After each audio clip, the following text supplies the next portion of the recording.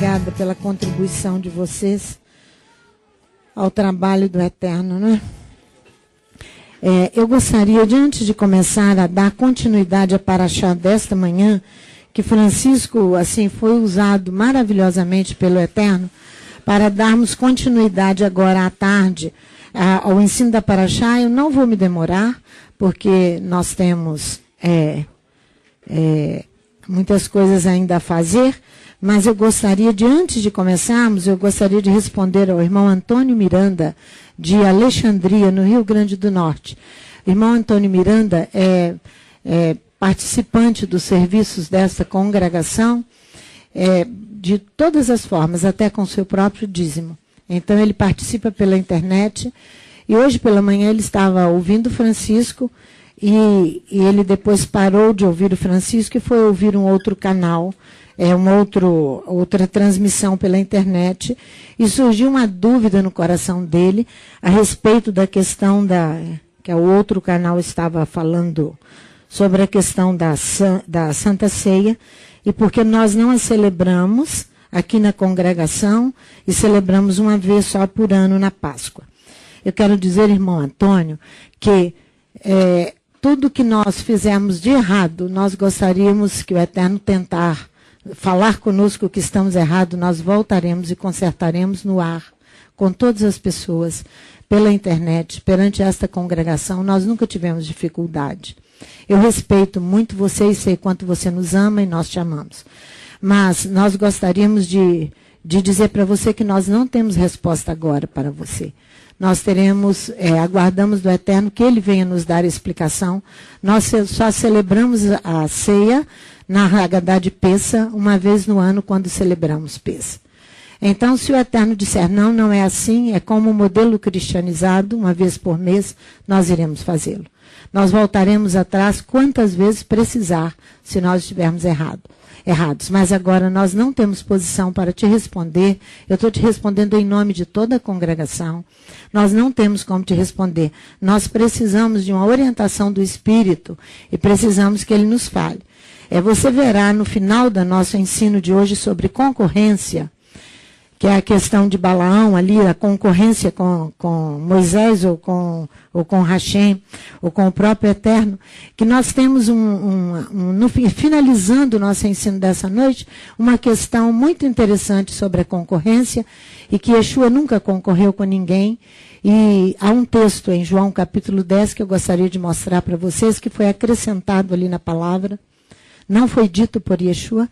Depois nós vamos ver isso no final. Então, nós tivemos um entendimento pelo Espírito. Quando nós temos esse entendimento, nós falamos com toda convicção. Enquanto nós não temos, nós não podemos falar. Nós retiramos porque nós seguimos o modelo judaico. Então, nós aguardamos nele também qualquer nova explicação. Tudo que ele falar que nós erramos, nós voltamos atrás e vamos fazer. Que o Eterno nos abençoe no estudo, nessa noite, na meditação aqui da palavra ainda, e que o nome dele seja glorificado. Amém? Então vamos lá. Irmãos, a concorrência, Léo já orou, nós não precisamos mais orar, porque o Léo já orou. A concorrência, você sabe o que é concorrência? É a rivalidade entre diversas pessoas que visam o mesmo fim. Então, nós temos uma concorrência econômica, nós temos concorrência no nosso dia a dia, a todo momento. Vocês jovens que lidam aí com a questão de empregos e sabem a concorrência que vocês enfrentam, esse é o modelo do mundo. Essa é a forma do mundo. A concorrência econômica, ela tem que disparar, porque senão o outro concorrente sai ganhando, porque ele sai na frente. Nós temos a concorrência política, que é uma realidade aos nossos olhos. Nós vamos ter eleições agora, isso é uma concorrência. Então, os interesses comerciais, os interesses políticos de outro candidato disputando o mesmo cargo, tudo isso é concorrência. Isso é normal no mundo. No meio, a concorrência religiosa é um crime. A concorrência religiosa, ela é ter a mesma pretensão. É isso que é a concorrência. É maléfica, é uma ação má, é um resultado, é um crime, é pernicioso, é nefasto. Por quê? Porque há uma aspiração ambiciosa e vaidosa de medir forças com Elohim. A concorrência religiosa, ela é tremenda, ela é altamente proibida, ela é interditada, porque ela é nefasta, ela é criminosa, porque você concorre com o próprio Deus. Porque a pessoa ao qual você está vendo, lembra quando Elohim fala com Samuel, ele fala, não Samuel, Israel não está aborrecido com você. Quando Israel pede um rei, ele está aborrecido comigo. Então a concorrência é contra o próprio Elohim. Não com aquela pessoa o qual que está indo ali. A nossa paraxá fala isso quando Jeremias ali entra no seu serviço de profeta e ele é cingido com um cinto e ele vai ao trabalho. Né? Então, por quê? Enquanto nas outras concorrências você concorre com o homem. Homem com homem. É o Tiago que precisa do emprego e eu também vou concorrer com ele. Não é, Maria? Essa é a concorrência do homem com o homem. A concorrência espiritual, religiosa, é com Elohim. Diretamente uma briga com Deus. É medir forças com ele. Por isso que ela é grave e é gravíssima. Vamos ver isso em Êxodo capítulo 7, no versículo 11. É o que aconteceu tudo na nossa paraxá com Balaão ali. Tudo ali. Então Deus só deu nome às questões. Êxodo capítulo 7. Versículo 11. Olha o que faz Faraó aqui, ó. Versículo 11. Faraó, então, aqui nós temos, Moisés fala outra vez a Faraó, né? Então, olha o versículo 11. Faraó, então, manda vir os sábios e encantadores e os magos do Egito, e também fizeram o mesmo com seus encantamentos. Quem são esses homens? Eles são sacerdotes, eles são chefes, encarregados das fórmulas mágicas no Egito. Os feiticeiros, eles usam gestos. Essas são as fórmulas, o modelo dele. Por quê? Porque o mágico pretende dominar as forças naturais, ele pretende dominar os demônios e ele pretende dominar os deuses e as pessoas. Esses são os mágicos. Você já viu como é que um mágico faz uma coisa mirabolante para ele poder sair um pássaro daqui de dentro, não é verdade? Então ele faz uma movimentação de mãos e de braços, e são os encantadores, os mágicos, os sacerdotes e os chefes do Egito. E esses que Faraó manda buscar para concorrer com quem? Com Moisés, que ele via, mas não era Moisés, era diretamente com Elohim. Por isso que é nefasta esta concorrência religiosa. Né? Então, Arão não diz nada. Seu único gesto é lançar o cajado. Ele não faz nada mirabolante. E o milagre acontece exclusivamente através da força de Adonai, e não através de técnicas humanas. Porque nós estamos caminhando para que venha o reino do Messias. Então nós vamos ver essas técnicas humanas nascerem do chão. Por quê? Para confundir e para fazer as ovelhas se perderem e seguir esses encantamentos.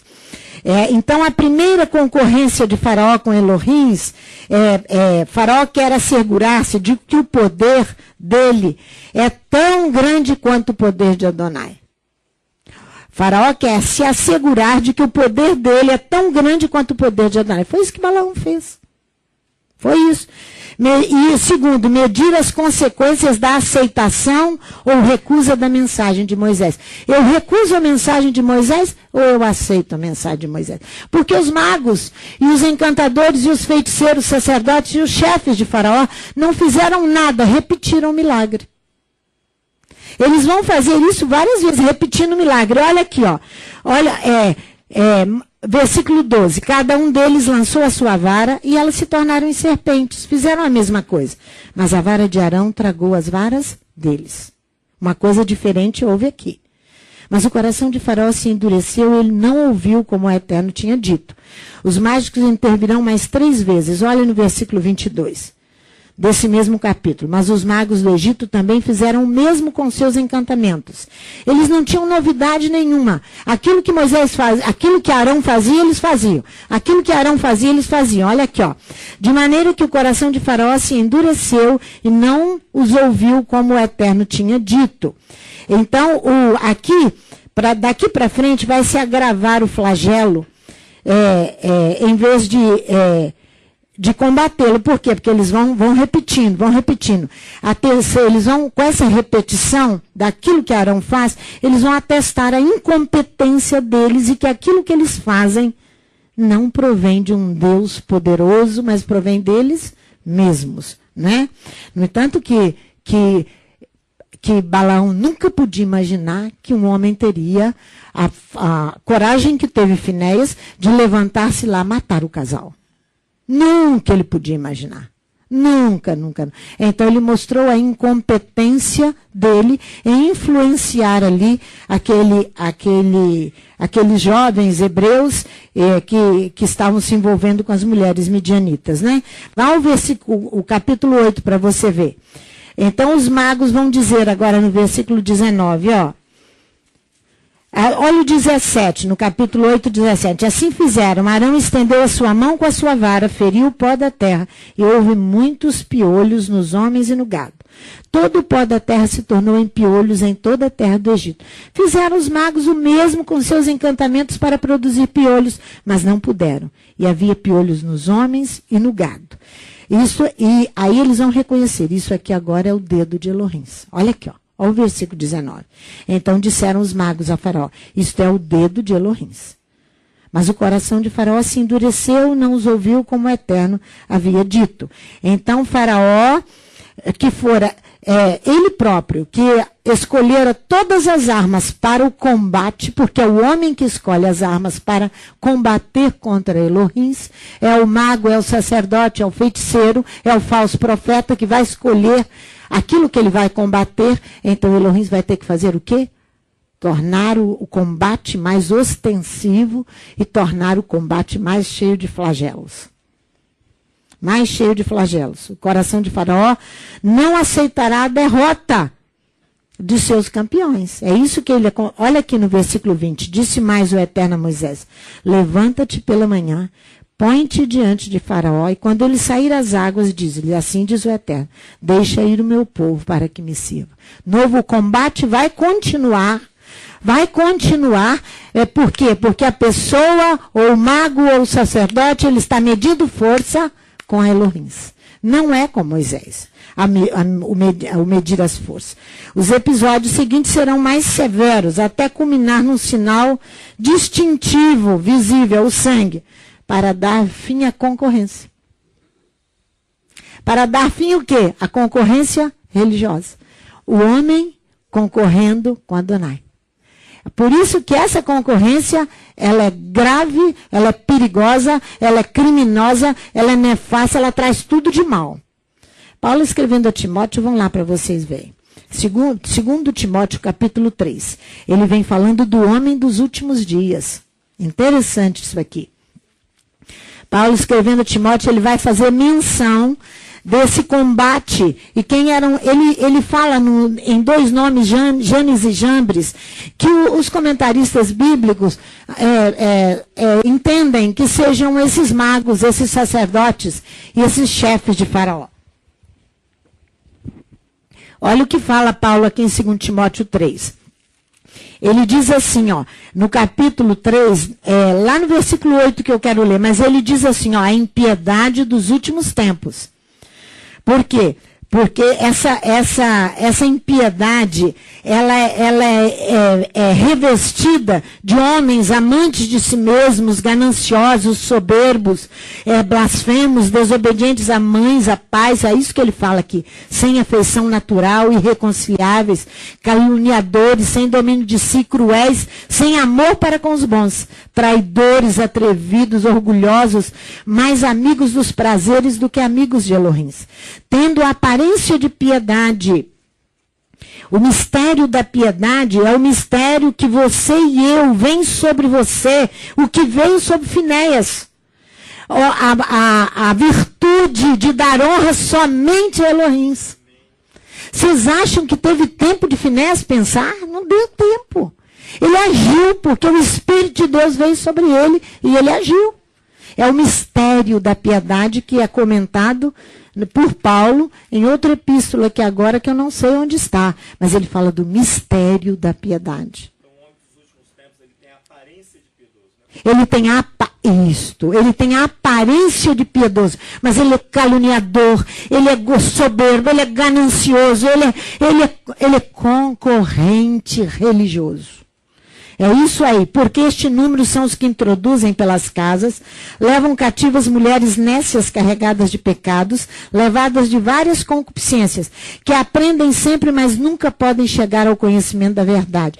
E como Janes e Jambres.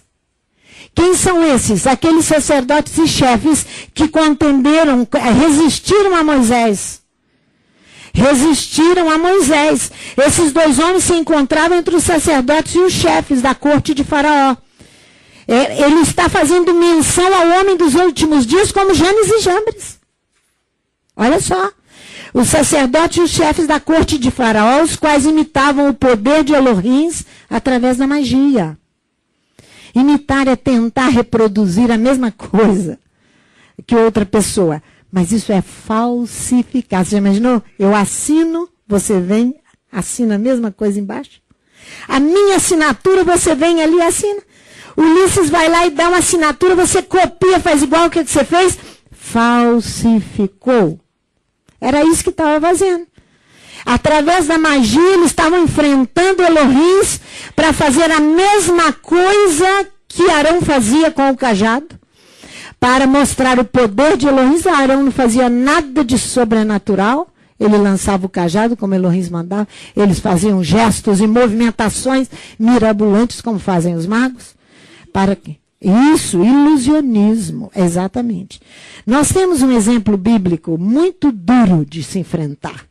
Está lá em 2 Samuel, no capítulo 20, um outro de concorrência religiosa nefasta, ou seja, criminosa, nociva, prejudicial.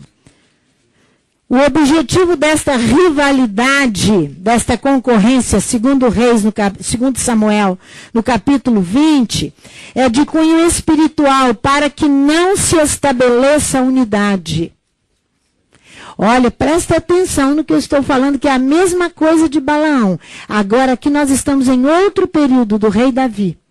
Rei Davi foi o homem que sofreu todos os sofrimentos do seu povo para estabelecer a unidade entre as 12 tribos de Israel, porque ele é uma tipologia do rei Messias, do nosso rei Yeshua HaMashiach. Ouça essa história terrível.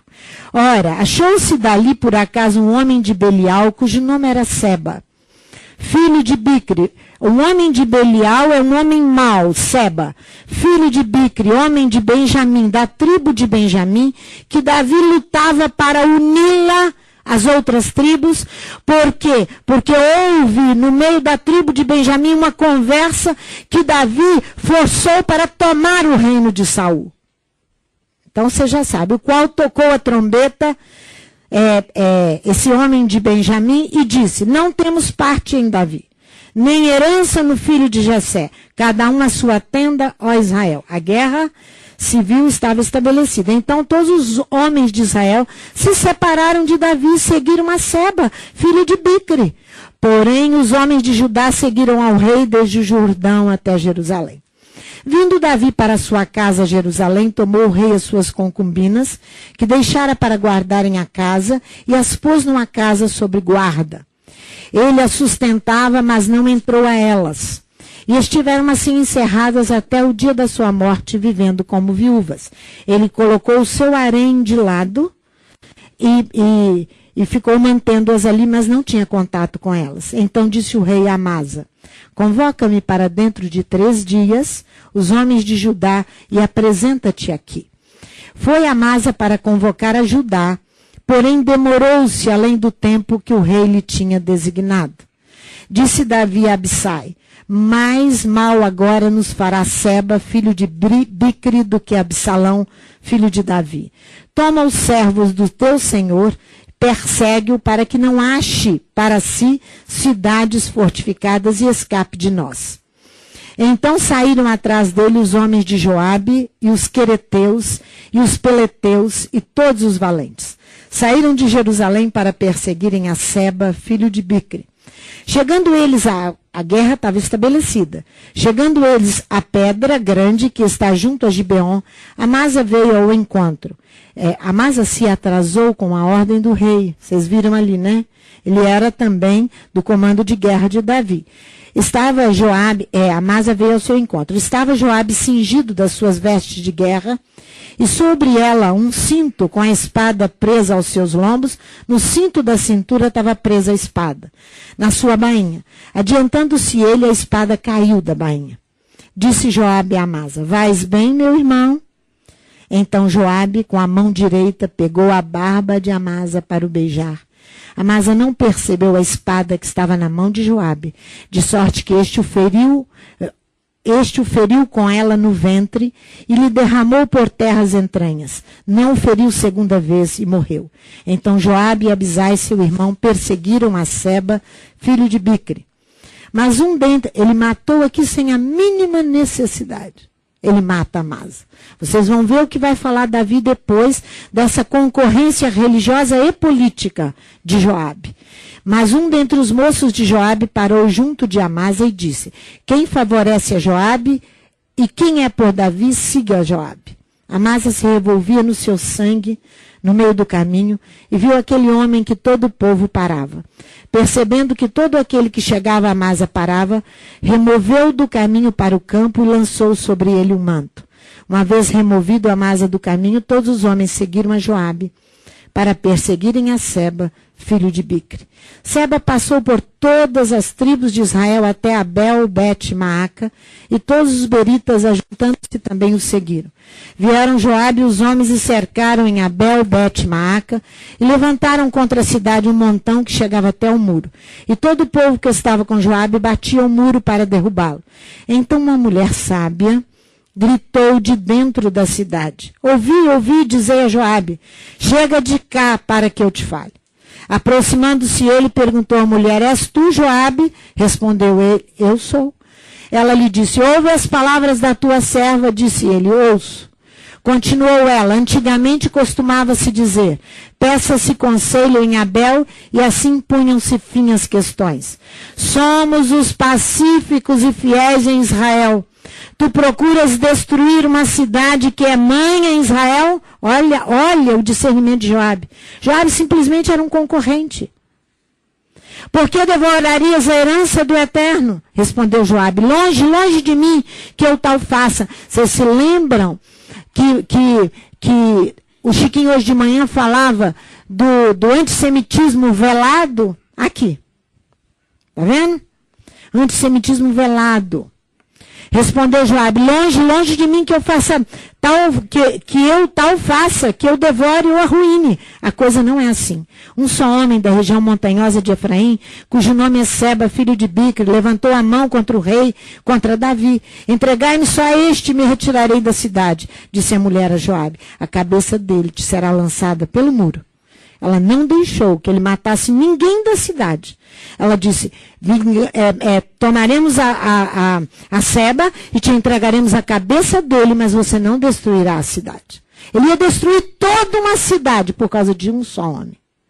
Olha aqui. Então a mulher, na sua sabedoria, foi ter com o povo, cortaram a cabeça de Seba, filho de Bicre, e lançaram a Joabe. Assim tocou este a trombeta e retiraram da cidade, cada um para a sua tenda, e Joabe voltou a Jerusalém ao rei. Estava Joabe sobre todo o exército de Israel, Benaia, filho de Jeoiada, sobre os quereteus e os peleteus.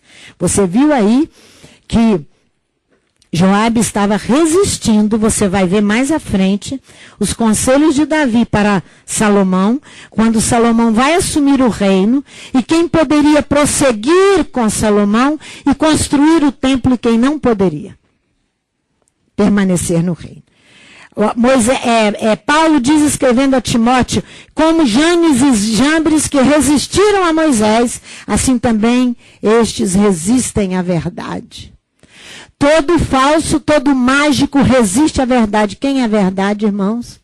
Quem é a verdade, irmãos? Ele é autêntico, nele está a força, nele não há erro, ele é a verdade. A verdade está nele. Nós encontramos isto em Deuteronômio. Vai lá para você ver no capítulo 32, versículo 4. Para você ver o que é a verdade. Ele é a rocha. Sua obra integral é perfeita. Sim, todas as suas estradas são justiça. Por que nós vamos medir força com Elohim? Quando ele diz, Sandro, que nós temos que remover toda a inimizade, que a inimizade é uma obra da carne, que nós não podemos continuar com ela, que o tempo está chegando ao fim, e nós vamos continuar insistindo, nós vamos medir força com Elohim. Ele é a rocha, olha o versículo 4 de Deuteronômio 32, cuja obra é perfeita e todos os seus caminhos são justiça. Elohim é a verdade, nele não há injustiça, ele é justo e ele é reto. Ele é justo, ele é reto.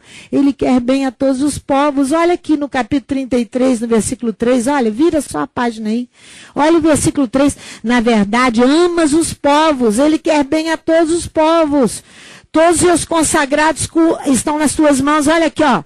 Todos os santos estão na tua mão. Eles se colocam aos teus pés. Cada um recebe as tuas palavras. Ele não apenas se revela aos povos. Ele ama as nações, irmãos. Mas ele separou Israel porque Israel estava incubado, estava grávido de um Messias. Para salvar o mundo. Para salvar o mundo. Para salvar o mundo. Sabe, esse aqui, olha o versículo 3 do capítulo 33. Eles se colocam aos teus pés e cada um recebe das tuas palavras. Sabe o que é isso? Aqueles que são consagrados a ele fazem adesão à Torá. Fazem adesão à Torá. O que é adesão? Expliquei para vocês. É como a casca colada no caule da árvore. Isso é adesão.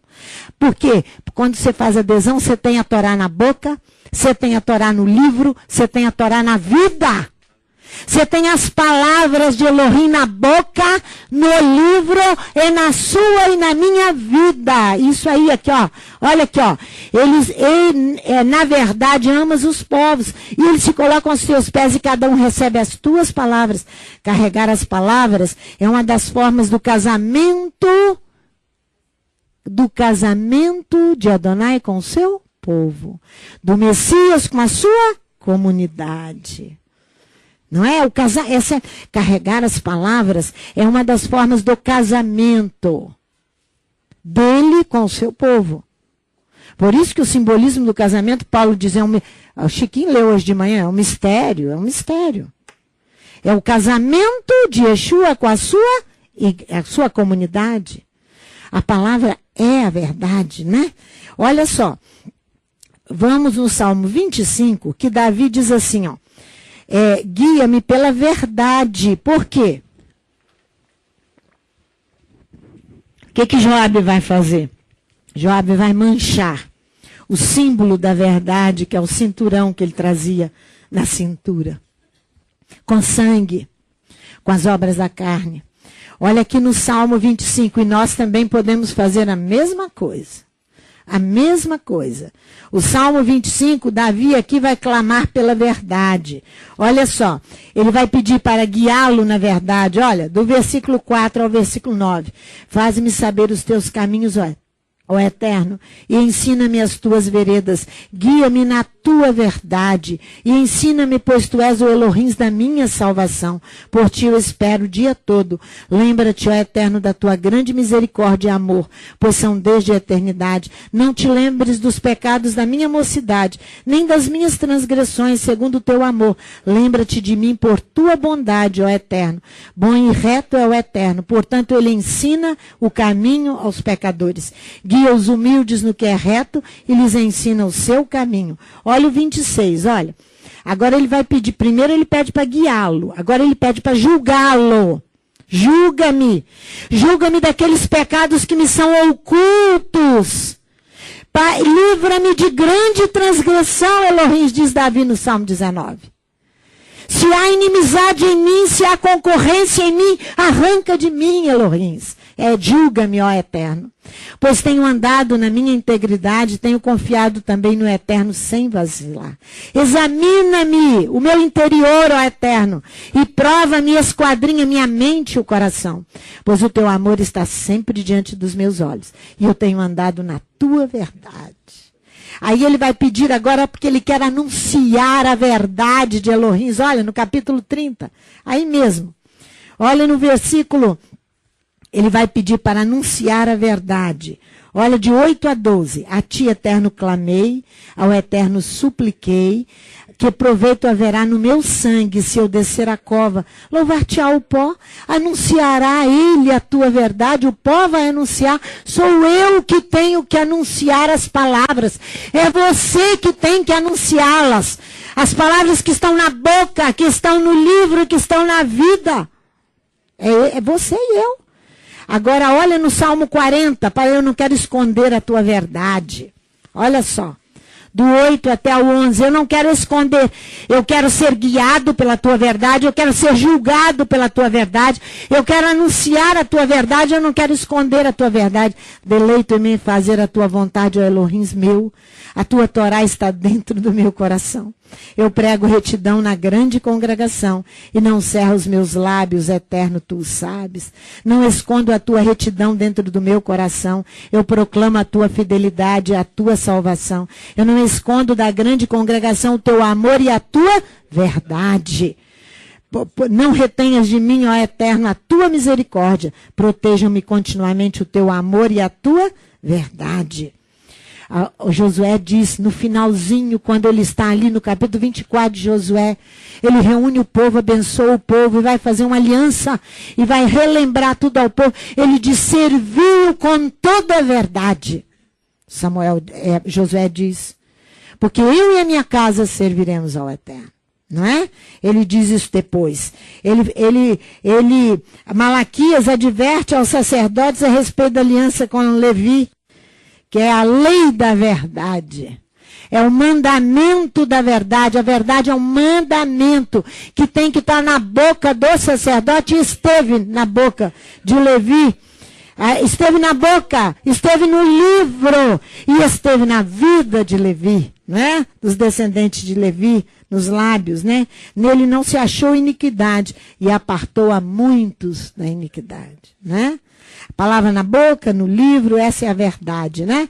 Então a Bíblia nos ensina que há uma peça da nossa vestimenta, a nossa armadura, que simboliza a verdade. Que peça é essa? Vamos lá em Efésios. Há uma peça da nossa armadura, versículo 14, que é o cinto que segura a nossa roupa espiritual. Amarra aqui, ó, para não cair. A roupa espiritual, né? Esse é o cinto. Olha aqui no versículo 14. Efésios 6, 14. Esse cinto que Joabe manchou, com as obras da carne e com sangue, e você não manche o seu cinto, tá? Tá? Versículo 14, estais, pois, firmes, tendo cingido os vossos lombos com a verdade, e vestida a couraça da justiça. Tá vendo? Cingido os vossos lombos com a verdade. Irmãos, eles matam para não ter concorrência. Por que Joabe matou? Para se ver livre da concorrência. Davi mandou Amasa para convocar a Israel para a guerra. Amasa demorou-se. Ele foi morto. Por que ele matou? Porque a concorrência religiosa é nefasta, criminosa. Criminosa, ela mata.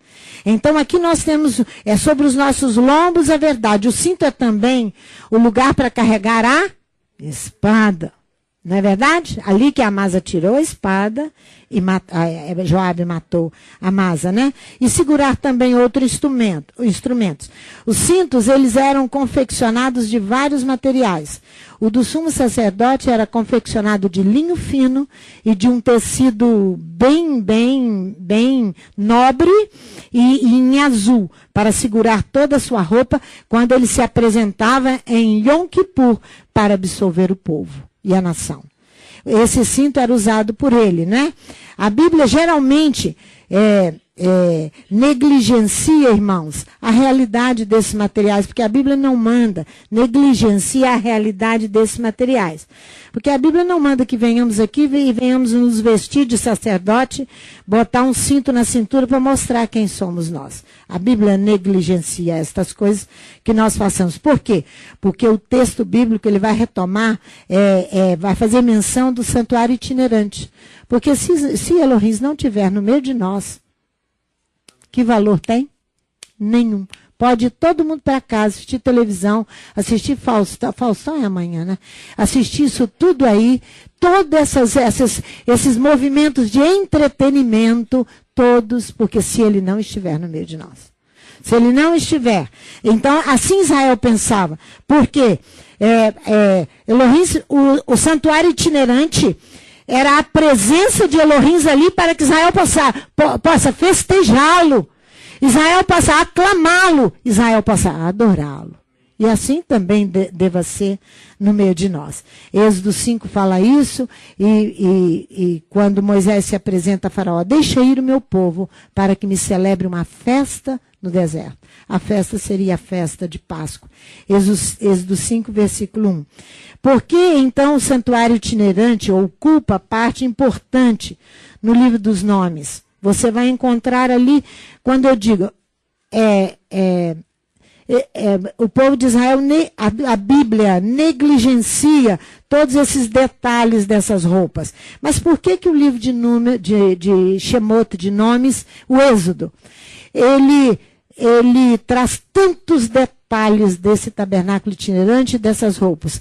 Porque para os hebreus, a saída do Egito não tem sentido se não for para viver com Adonai.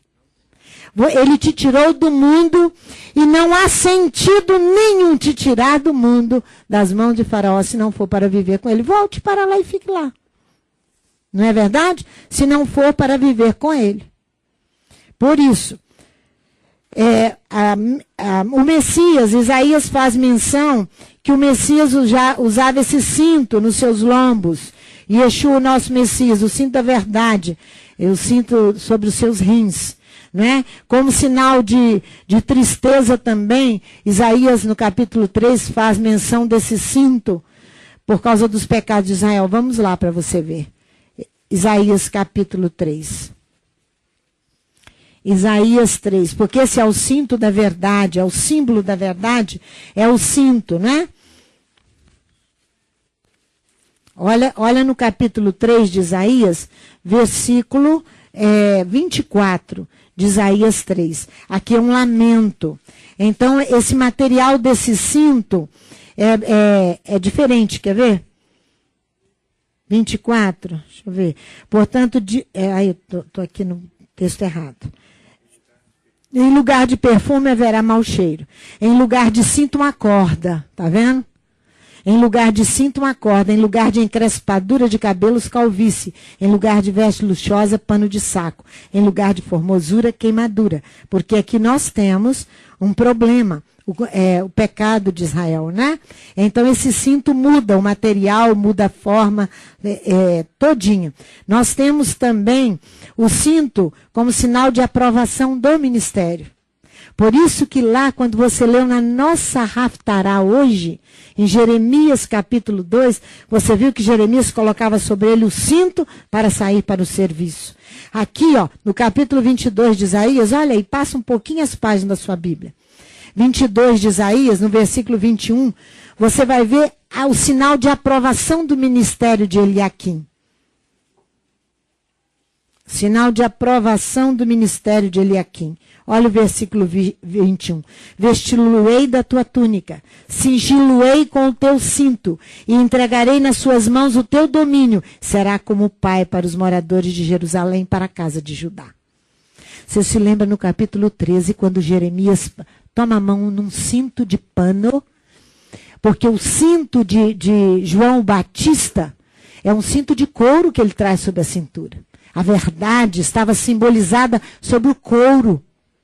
é o cinto que Jeremias apanha no capítulo 13 e vai colocar lá, capítulo 13 de Jeremias, e colocar o cinto de pano lá sobre as rochas, é para que aquele cinto apodrecesse. O que apodreceu? A verdade em Israel. Apodreceu a verdade e só sobrevive a concorrência religiosa. E ele vai lá, capítulo 13 de Jeremias, todo o capítulo, o início do capítulo todo, ele narra sobre o cinto. O cinto, né? Agora Daniel fala de uma visão do final dos tempos. Miguel, o príncipe que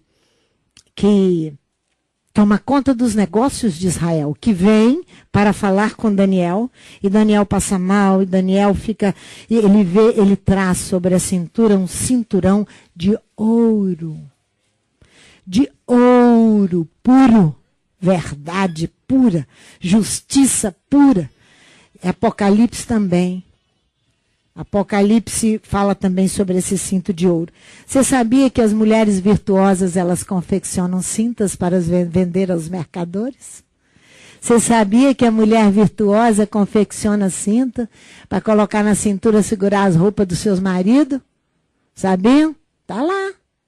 Provérbios capítulo 31, você já leu isso. A mulher virtuosa, ela confecciona cintos e vende aos mercadores, não é? Cingir os lombos significa preparar-se para o serviço. Foi o que fala lá de Jeremias na nossa paraxá. Agora eu quero ir com vocês em 1 Samuel capítulo 18. Você vai ver como aqui em 1 Samuel no capítulo 18... O que é? Daniel 10, no versículo 5, e Apocalipse 1, versículo 13, é o cinturão de ouro, a verdade simbolizada pelo ouro, né? Segurando essa roupa. Olha aqui em 1 Samuel, agora no capítulo 18, no versículo, até o versículo 4, você vai ver que Jonatas, filho de Davi, filho de Saul, ele vai vestir a Davi para Davi enfrentar a batalha com o próprio pai. Olha só, se Jonatas fosse um concorrente, ele fazia isso, Rafael? De jeito nenhum. Em Jonatas estava a verdade. Em Jonatas havia uma idoneidade, havia uma vida moral elevada e não uma concorrência religiosa. Então, a palavra de hoje, de manhã, se completa, dando nome às coisas, é concorrência isso. Olha aqui, acabando Davi de falar com Saul, a alma de Jonatas ligou-se com a de Davi, e Jonatas o amou com a sua própria alma. Saul naquele dia o tomou e não lhe permitiu que tornasse para a casa de seu pai. E Jonatas e Davi fizeram uma aliança porque Jonatas o amava como a sua própria alma. Jonatas tirou a capa que vestia e a deu a Davi, como também a sua armadura e até mesmo a sua espada, o seu arco e o seu cinto. Davi estava vestido para enfrentar a batalha. Você acha que Jonatas seguiu com Davi? Você acha que Jonatas deixou Jerusalém e seguiu a Davi? Não. Ele permaneceu com o pai. E Davi seguiu o seu caminho. Dá vontade de chorar, né? De ver que é gente verdadeira. Gente imbuído de Deus, imbuído da verdade, imbuído de Elohims. O cinto, o símbolo da verdade, pode ser manchado com sangue. Ou seja, com as obras da carne, produzido pela concorrência, pois esta mata, porque a concorrência provoca ciúme e emulação, não é?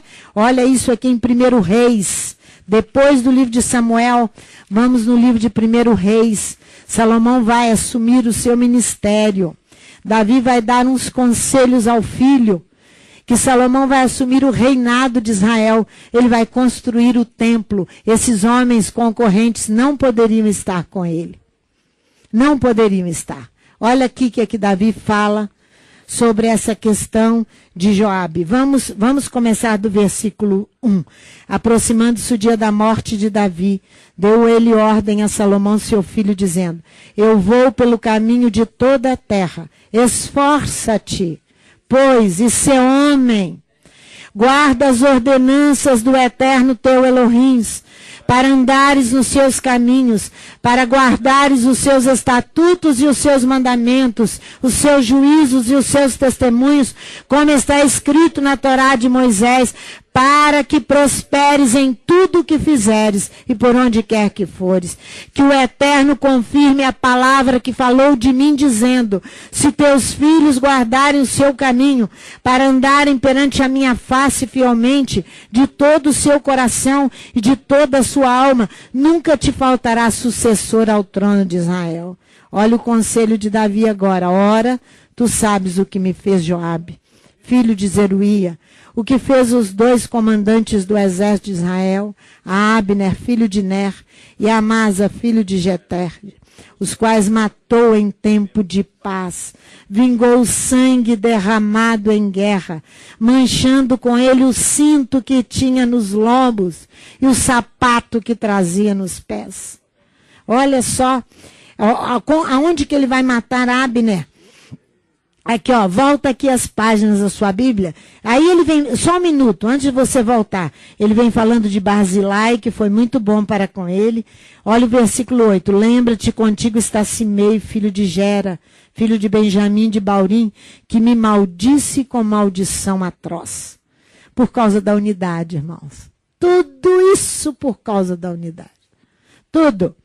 No dia em que eu ia a Manaim, quando ele saiu a encontrar-se comigo junto ao Jordão, eu pelo Eterno lhe jurei, dizendo que não o mataria a espada. Mas agora não o tenhas por inocente. És homem sábio, e bem saberás o que lhe has de fazer, para que as suas cãs desçam à sepultura com sangue.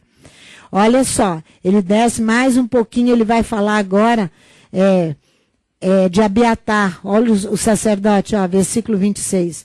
Abiatar, o sacerdote, disse o rei: vai para Anatote, para teus campos. És homem digno de morte. Abiatar é descendente da casa de Eli. Mas hoje não te matarei, porque levastes a arca do Eterno Elohim diante de Davi meu pai, e te afligiste com todas as aflições de meu pai. Assim expulsou Salomão Abiatar, para que não fosse sacerdote do Eterno, cumprindo a palavra que o Eterno tinha dito acerca da casa de Eli em Siló. Ele tinha que permanecer em Jerusalém, tanto ele como Simei. Simei vai desobedecer. Volta aí para você ver como Abner, segundo Samuel 3, Abner vai matar por legítima defesa ao irmão de Joabe. Joabe vai vingar esse sangue, por isso que Davi estava muito aborrecido com Joabe. Aqui no capítulo 2 conta a história de como fez o irmão de Joabe, Azael, versículo 18.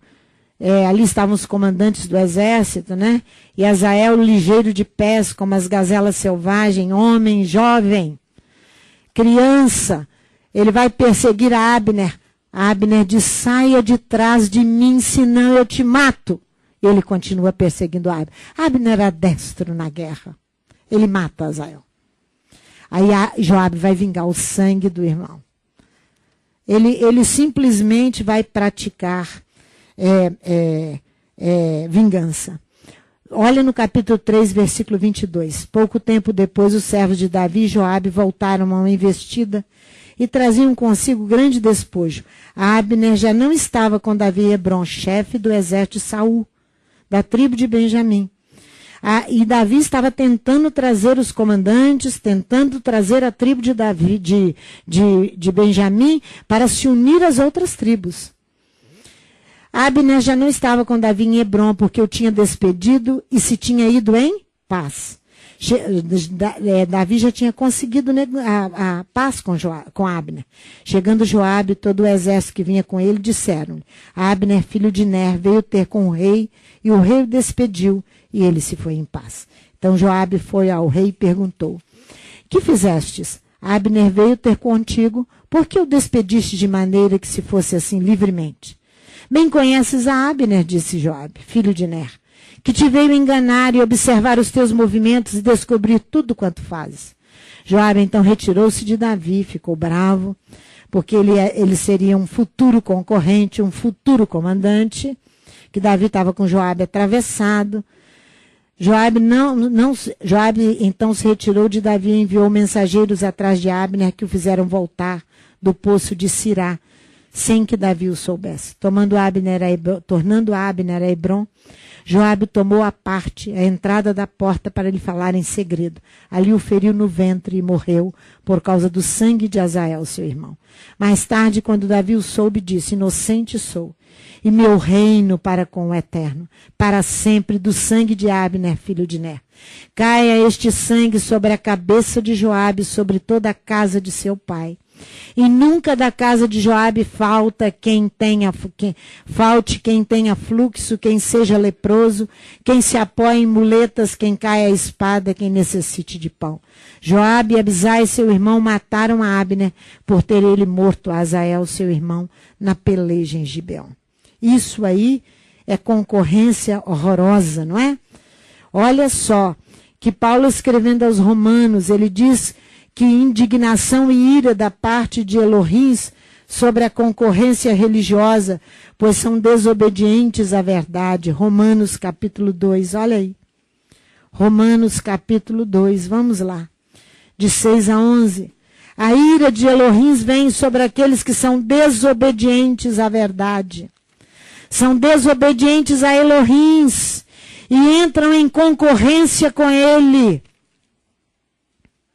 Capítulo 2 de Romanos, do versículo 6 ao versículo 11, olha aí. Vem a ira de Elohim recompensará a cada um segundo as suas obras. Guarda isso aqui, segundo as suas obras. Dará a vida eterna aos que, com perseverança em fazer o bem, procuram glória, honra e incorrupção. Mas indignação e ira aos que são contenciosos, concorrentes, desobedientes à verdade e obedientes à iniquidade. Tribulação e angústia sobre toda a alma do homem que obra o mal, primeiramente do judeu e também do grego. Mas glória, honra e paz a qualquer que pratica o bem, primeiramente ao judeu e também ao grego. Pois para Elohim não há acepção de pessoas. Irmãos, a Bíblia nos ensina, é cooperação e não divisão. A Bíblia nos ensina cooperação e não concorrência. Você vai ver que Paulo, quando escreve em 1 Coríntios, no capítulo 3, que ele fala sobre essa cooperação, vamos lá. 1 Coríntios, no capítulo 3, ele olhou os Salmos, capítulo 62, de 11 e 12. Que ele fala que Elohim retribuirá a cada um segundo as suas obras. Trabalhe corretamente para Elohim. Trabalhe com fé, com amor, com sinceridade, com verdade. Que ele vai te honrar. Não ensine errado a ninguém. Prefira a morte a ensinar errado. Pede a Elohim para te matar a ensinar errado o seu povo. Pede a ele para te matar. É preferível morrer. Porque eu vou ensinar ao povo. Elohim ama o povo. Não ensina errado a ninguém. Você vai ver que no reino de Deus é cooperação. Por isso que o Isaías 41:6 diz: um a outro ajudou e ao seu companheiro diz: esforça-te. É cooperação, não é concorrência. Meu Deus, que coisa, olha aqui, é tão claro, mas as pessoas não conseguem entender. 1 Coríntios 3, olha aí. Olha, veja a partir do 5, afinal de contas, quem é Paulo? Quem é Apolo, senão ministro pelos quais crestes? Isso conforme o que o Eterno deu a cada um. Eu plantei, Apolo regou, mas Elohim deu o crescimento. Pelo que nem o que planta, 1 Coríntios 3, 7. Pelo que nem o que planta é alguma coisa, nem o que rega, mas é Elohim que dá o crescimento. Ora, o que planta e o que rega são um. Cada um receberá o seu galardão segundo o seu trabalho. Pois nós somos o quê? Cooperadores de Elohim. É uma cooperação. É uma cooperação. Uma vida de uma operação em conjunto. Esse é um sistema de cooperação. Irmãos, eu quero te mostrar que Yeshua não concorreu com Moisés. Yeshua não concorreu com Davi. E Yeshua não concorreu com os profetas, nem Paulo, nem ninguém. O que nós temos são distorções em algumas situações da Bíblia. São coisas acrescentadas aqui. Veja para você ver um detalhe aqui que hoje, de madrugada, eu estava dormindo e o Espírito Santo estava falando assim para mim, a porta das ovelhas. Ele falava a porta das ovelhas. Eu falei, Senhor, deixa eu dormir mais um pouquinho, eu vou levantar para olhar a porta das ovelhas. Eu preocupada, ele falando, e eu querendo levantar, mas também com sono, sabe? Então estava aquela luta, né? Não conseguia acordar para escrever e com medo de esquecer. E fui ficando. Na hora que eu levantei, eu fui olhar. Olha, mas nós não vamos lá agora não. Nós vamos em João 5. Nós vamos em João 5. Não, em Lucas, primeiro em Lucas 19, antes de João. Lucas 19, você vê uma parábola aqui sobre Lázaro que Yeshua conta. Que coisa muito interessante. Lucas 16, versículo 19 a 31. Mas nós não vamos ler tudo não, porque nós já estamos... Lucas 16, de 19 a 31. Você encontra aqui a parábola do rico e de Lázaro. Não é? Então, quando chega no final, no versículo 29, disse-lhe Abraão, tem Moisés e os profetas, ouçam-no. Yeshua contando a parábola. Disse ao rico, não, pai Abraão, mas se algum dos mortos fosse ter com eles, eles arrepender-se-iam. Ele estava tão apavorado que precisava alguém lá no inferno falar a verdade para eles, que ele pediu que alguém precisava ir lá. Respondeu-lhe Abraão, a parábola que Yeshua está contando. Se não ouvem a Moisés e aos profetas, tampouco acreditarão, ainda que algum dos mortos volte à vida. Yeshua não estava concorrendo nem com Moisés e nem com os profetas. Ele estava ensinando a Torá e confirmando o que os profetas falaram. É isso que Yeshua estava fazendo. Vai em João, capítulo 5. Para você entender a porta das ovelhas, o que ele estava falando lá na porta das ovelhas. Olha aqui agora em João 5. Versículo 45. João 5, versículo 45 e 46 e 47. Não penseis que eu vos acusarei perante o Pai. Quem vos acusa é Moisés, é a Torá em que esperais. Se cresceis em Moisés, crereis também em mim, disse Yeshua. Pois ele escreveu a meu respeito. Mas se não credes nos seus escritos, como crereis na minha palavra? Nas minhas palavras. Agora vai em João 10. Eu nunca tinha visto isso aqui com o olhar com que o Espírito de Deus estava me falando. Vê se Yeshua disse esse versículo 8. Vê se Yeshua disse esse versículo 8. Todos os que vieram antes de mim são ladrões e assaltantes. Entenderam agora? Mas as ovelhas não os ouviram. Ele diz que ele é a porta, ele é a salvação. Você acha que Yeshua disse que o grande profeta Moisés, você acha que ele está dizendo aqui, todos que vieram antes de mim são ladrões e salteadores? Você está achando que ele está falando de Moisés, de Davi, de Jeremias? Ele está falando mal deles? Ele está concorrendo com eles? Você está achando? Tá não, irmãos. Tá não. Os comentaristas dizem que isso aqui não estão nos melhores originais. O versículo 8 não está nos melhores originais. Sabe por quê? Isso foi acrescentado aqui. Isso foi acrescentado. Por quem que eles acham que foi acrescentado? Ela é considerado como um acréscimo posterior feito por Valentiniano ou pelos maniqueístas. Quem é Valentiniano? É um imperador romano que no ano 364 a 375 foi o seu reinado em Milano, na Itália. Provavelmente ele, um católico fervorosíssimo. Católico fervorosíssimo. Ou então, o maniqueu, que fundou a doutrina maniqueísta, ele era um persa. Maniqueu, ele era um persa, e ele cria no dualismo, em dois princípios, do bem e do mal. Que tudo criado aí também é mal. Não, irmãos, quem criou foi Elohim.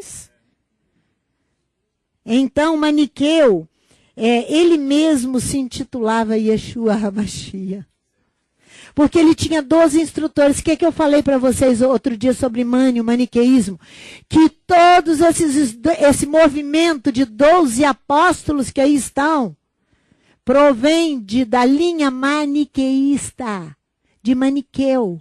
Influência de Maniqueu. Ele se considerava Yeshua e constituiu 12 apóstolos, 12 instrutores. Depois ele morre. Esses 12 instrutores, eles eram instruídos sobre o conhecimento e a inteligência. E aí você já sabe o que vai dar. Quando ele morre, eles se dividem. 6 deles vão para o Egito e dão continuidade ao gnosticismo no Egito. E outros 6 vão para a França. Vão para a França. Vocês sabem da grande adoração que tem na França, Maria Madalena. Ela é venerada na França. Foi por esses seguidores de Maniqueu. Então, os comentaristas bíblicos não sabem se foi Valentiniano, o imperador romano, ou se foi Maniqueu, todo desse mesmo período. Depois de Yeshua, tá? Depois que se desliga de Jerusalém completamente. Então, isso aqui é um acréscimo. Jesus ia dizer isso aqui? Vocês acham? Não. Se ele vem e disse, vocês não ouvem, Jesus tem 2 palavras. O nosso mestre. Assim são vários problemas nas cartas de Paulo. Vários acréscimos. Mas maldito é aquele que acrescenta qualquer coisa ali. Aqui está um antissemitismo. Uma divisão. Aqui está uma divisão, ó. Irmãos, eu li isso aqui, por isso que eu estou falando com Antônio de Alexandria. Agora que eu enxerguei quantos anos eu li e orei João 10. Nunca enxerguei isso aqui. O grande profeta Moisés. Aqui todos que vieram antes de mim são ladrões e assaltantes. Só pode vir da cabeça de Mani. Só pode vir da cabeça desses loucos. Que acrescentaram que Yeshua não ia dizer isso. Yeshua não ia dizer. Yeshua, irmãos, quando ele vem com João Batista, que ele vai para o batismo de João, por que vocês acham que ele se submete a João? Por que no capítulo 4 de Mateus ele continua ali pregando o arrependimento? Ele está dando continuidade ao ensino de João. Porque ele não dividia, ele não concorria com seus próprios pais. Não. Se você quiser conhecer um pouquinho de Maniqueu, vai lá do maniqueísmo, entra na internet, digita lá que você vai ficar facinho sabendo. Porque Yeshua não concorreu. Ele não está brigando com os pais. Ele é o nosso mestre. Vamos em Filipenses para nós encerrarmos. Como é que ele faz? Vamos em Filipenses, que nós estamos encerrando. Olha como é que ele faz. Que Paulo, escrevendo aos Filipenses, dá o exemplo aqui de Yeshua. Um exemplo maravilhoso, Janaína, maravilhoso. Olha como é que ele faz. Filipenses 2. Olha aqui é o nosso mestre, ó. Paulo escrevendo sobre ele, ó. Ele se humilhou, ele não foi esses mestres valentiniano, ele não foi Mani, ele não foi nada disso não, irmãos. E nem Aristóteles, e nem nada desses filósofos. E Yeshua não veio apresentar nada disso não, irmãos. Olha aqui. Olha o que Paulo fala. Olha só. Nada façais, versículo 3, por contenda ou por vanglória, mas por humildade. Cada um considere os outros superiores a si mesmo. Não atente cada um somente para o que é seu, mas cada qual também para o que é dos outros. De sorte que haja em vós o mesmo sentimento que houve no Mashiach. Qual o sentimento? Que sendo em forma de Elohims, olha, não teve por usurpação ser igual a Elohim. Mas o que ele fez? Mas se esvaziou, tomando a forma de quê? De servo, fazendo semelhante aos homens. Pelo que Elohim o exaltou soberanamente. Ele deu o nome que é sobre todo nome. Para que ao nome de Yeshua se dobre todo o joelho dos que estão nos céus, na terra e debaixo da terra. Quando eu bati os olhos ali, eu falei, obrigada, Pai, porque Tu estás somando e nos mostrando que o nosso mestre, o nosso Rabi, o nosso Yeshua, o nosso Salvador, Ele não ensinou concorrência. E que a concorrência religiosa é terrível. Ela traz a morte, ela traz ao crime, ela faz todas essas coisas. Que o Eterno nos livre destas coisas. Que o Eterno nos faça nos caminhar como congregação, não concorrendo com nada, porque nós estamos aqui, ó Eterno, para fazer a tua vontade. Portanto, mostre a tua palavra para nós. Mostra, Senhor Deus, todos os prejuízos que nós sofremos. Nós queremos continuar com essa Bíblia que é de um padre. Foi ele que fez a tradução, João Ferreira de Almeida. Mas nós continuaremos com ela. Nós não teremos nada sofisticado, porque nós esperaremos em ti, nos ensinar cada detalhe da tua palavra, no tempo do Eterno. Teu nome seja exaltado e seja glorificado. Em nome de Yeshua, o nosso Messias.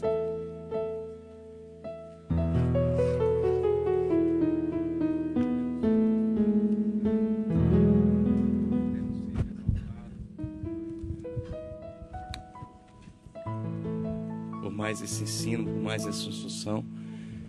Está ouvindo, não? Agora. Por isso que Davi disse que amava a instrução de Elohim. É muito maravilhoso quando nós temos a instrução e a correção de Elohim. Vamos fazer o encerramento do Shabat e logo depois nós estaremos orando pelos dízimos e pelas ofertas.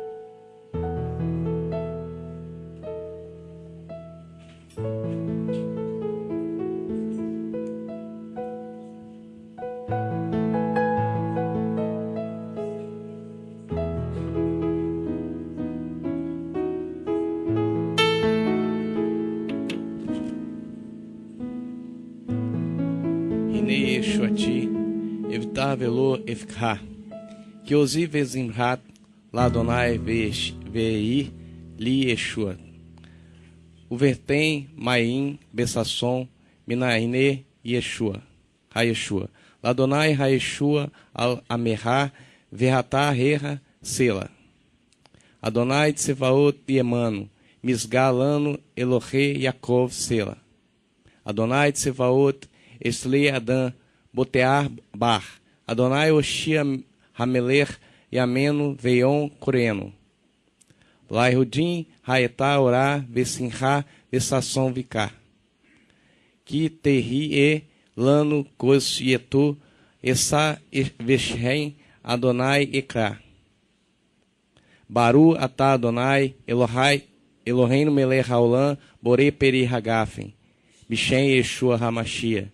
Eis que no Elohim da minha salvação terei confiança, e assim não temerei, pois a minha força e o meu canto é o eterno Elohim, e ele é a minha salvação.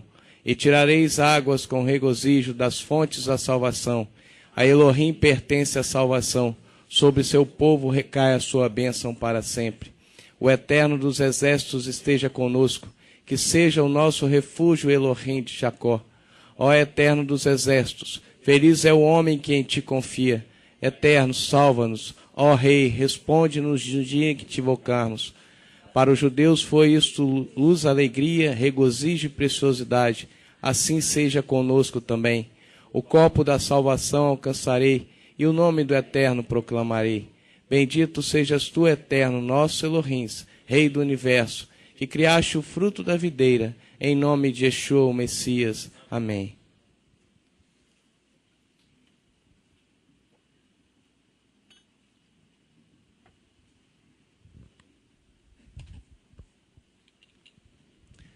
Baru atah Adonai Eloheinu melech haolam, borei minei vessamim, Bishem Yeshua Hamashia. Amém. Bendito sejas tu, Eterno, nosso Elohim, Rei do Universo, que criastes árvores odoríferas, em nome de Yeshua, o Messias. Amém.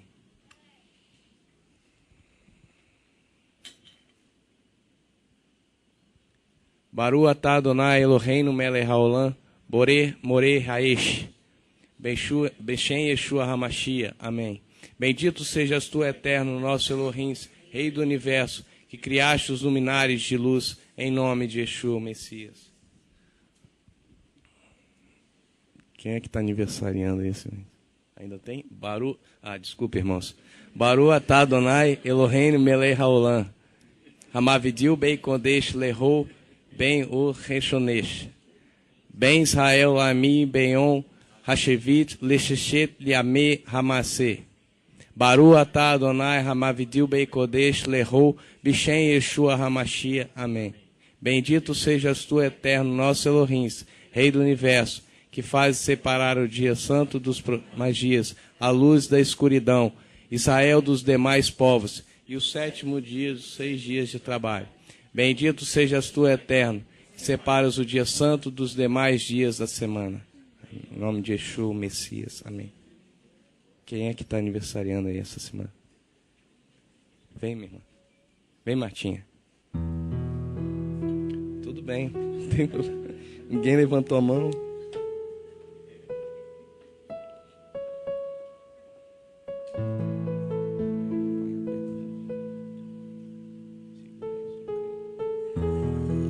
Já